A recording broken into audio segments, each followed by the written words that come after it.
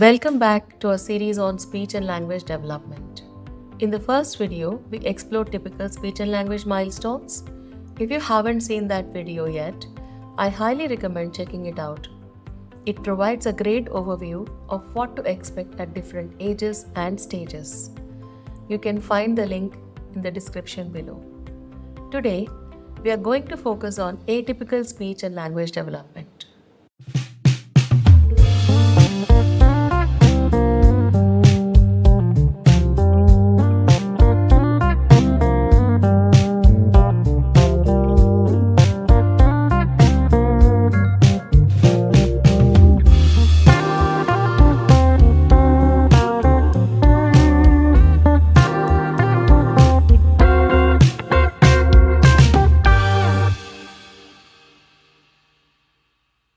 Now, I know this term can sometimes sound alarming, but it's important to understand what it means and what to look for.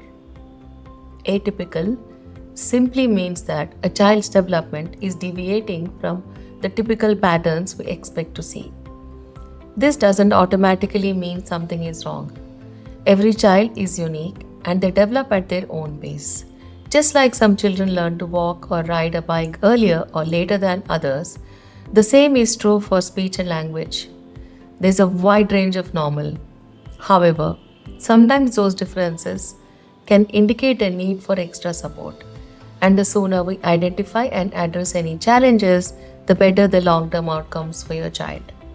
So, what are some of the signs that a child's speech and language development might be atypical?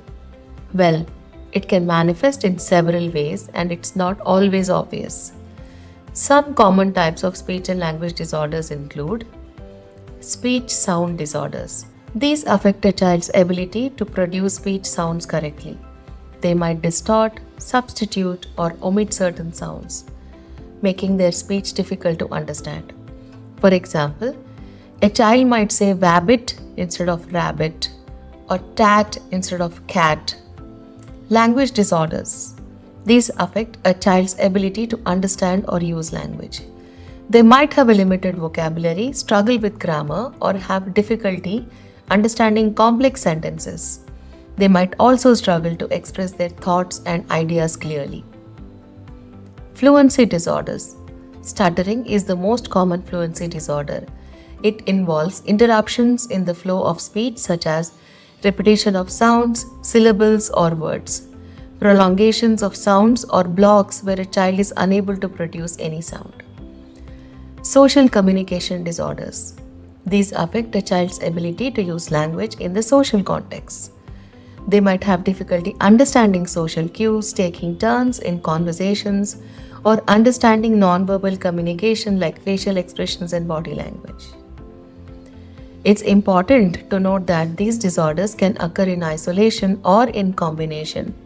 For example, a child might have both a speech and sound disorder and a language disorder.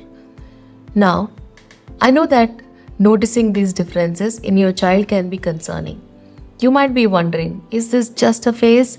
Should I wait and see? When is it time to seek professional help? If you have any doubts or concerns, the best thing you can do is consult with a qualified speech and language therapist. They can conduct a comprehensive assessment and determine if there are any delays or disorders. Early intervention is crucial and it can make a world of difference in your child's communication journey.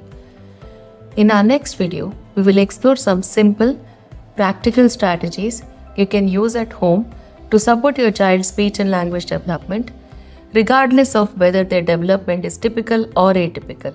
So stay tuned.